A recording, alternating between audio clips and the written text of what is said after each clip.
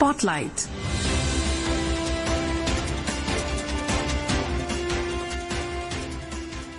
This is Akashvani. In the program Spotlight, we now bring you a discussion on India-Japan joint vision to steer special strategic and global partnership. The participants are Gurjit Singh, former ambassador, and Vaibhav J. Shrivastava, anchor.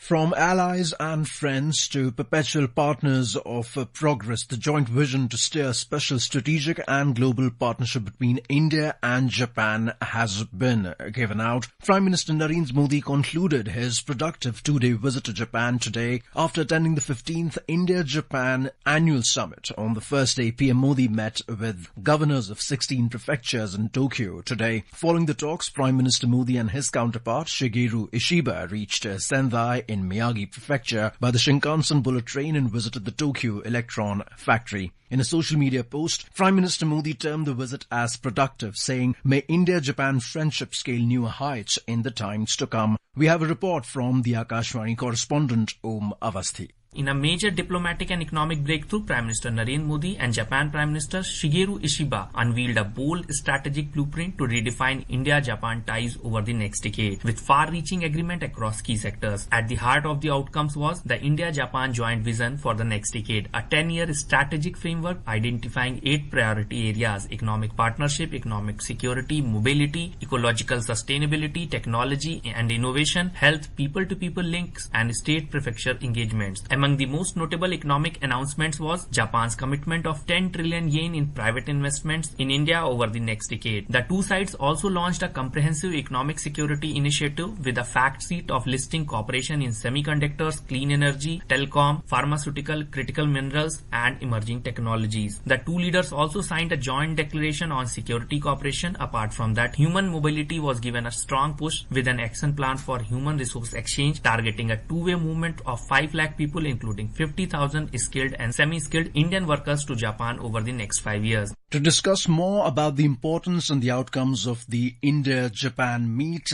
and Prime Minister Modi's visit to Japan, we have a very special guest in the studios of Akashvani. We have with us former Ambassador Gurjit Singh ji. Ambassador Singh, welcome to the studios of Akashvani. Thank you, Vaibhav, and a very good evening to your listeners. Let's hear the words of Prime Minister Modi, who has said that India and Japan have created a roadmap for the next decade with investment, innovation, economic security, technology, people and regional cooperation at its core.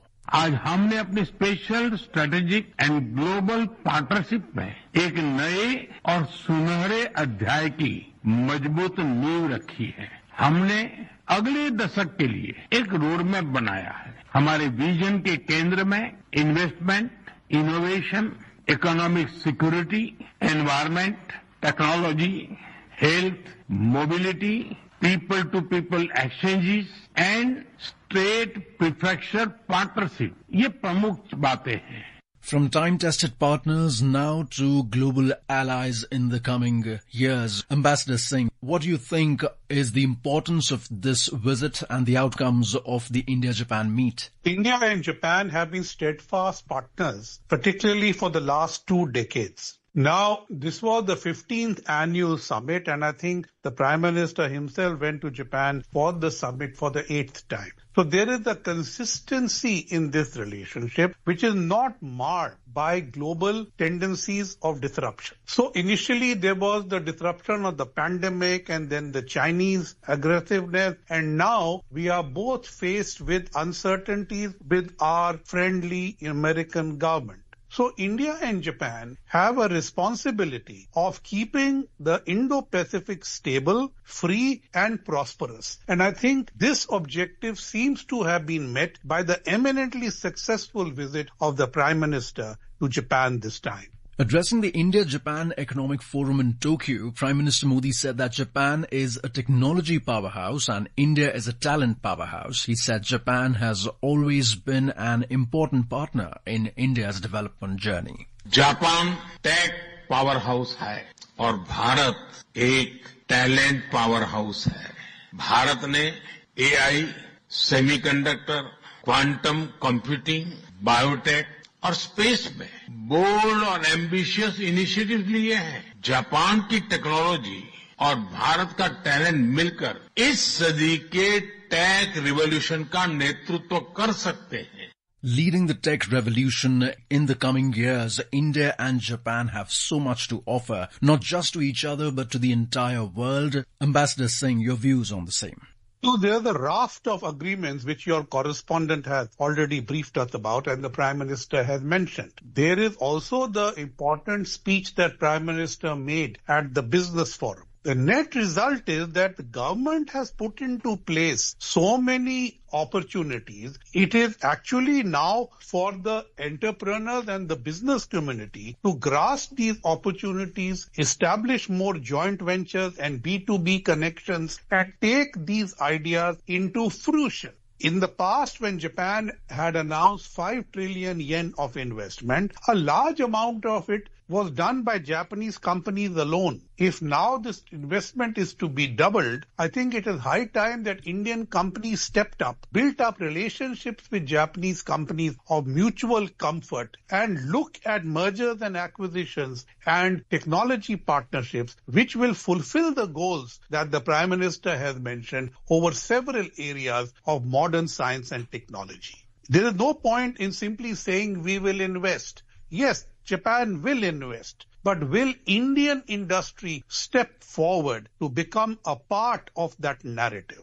Ambassador Singh, India and Japan are partners in various global forums, and now with the new age technologies coming up, AI, machine learning, big data, semiconductors and chip making, how important will these economic trade deals as well as the tech transfers be for not just India but for Japan as well as for our ally nations in the coming times? These are the global imperatives today. Everybody is into this, and some of them require physical resources whose supply chains need to be created and guarded. The resilience of supply chains has come into question because of the manner in which trade has been weaponized by the big powers. So this is what India and Japan are trying to do. They are looking at these modern segments, but also working on a critical mineral supply chain and also at training manpower so that we can provide the basis of a bilateral, regional and possibly global partnership which will create a China plus one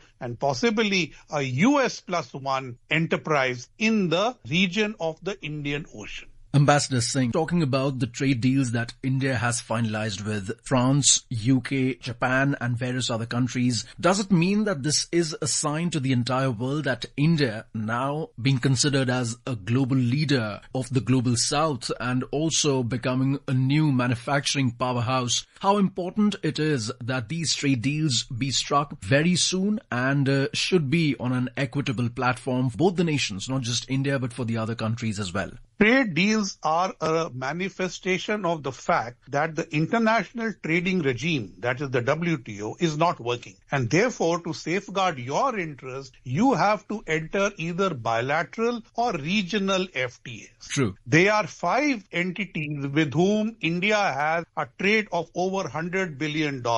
United States, China, UAE, European Union and ASEAN. These should be at the forefront of our trade policy. And working with countries like Japan or France or Germany, we should build resilient supply chains which will build into these massive engagements that India has. India wants to be a manufacturing powerhouse for sure. And that is why trained manpower is important, but also important are trade reforms at home. Similarly, when you have a large amount of investment coming in, your economic system should be able to sustain that investment and make it fruitful at home and take cognizance of its export potential. We should look at more comprehensive economic partnerships than mere FTAs because our strengths lie in investment and services, and we must leverage that in every FTA that we sign.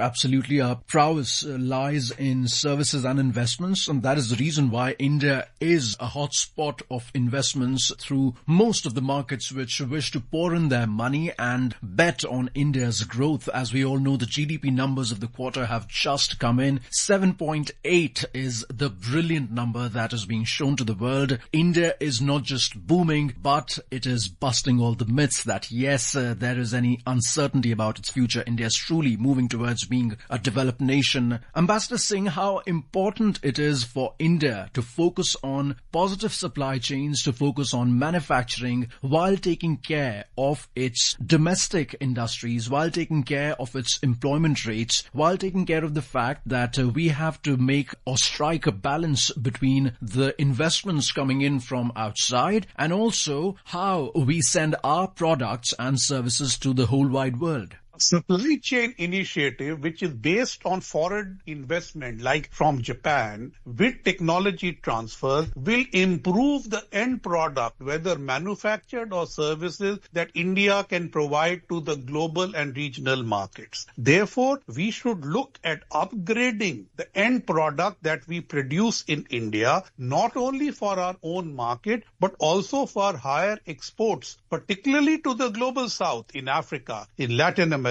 Central Asia and ASEAN. So while the big markets like the United States, EU are important, we should not sneeze at other markets. Already ASEAN is a trade market where we have almost $40 billion of exports, and this can very easily go up through supply chain partnerships. Ambassador Singh, India is already in a trade surplus with the markets like US, and now that we are trying to expand our wings into other markets, how important is the India-Japan partnership, and how much will our ally nations and all the other countries be willing to let India-Japan services and goods into their own countries? Because we know that when we are sending our goods and services, it's not just a one-way profit, but we want both the countries on both the ends to prosper and progress.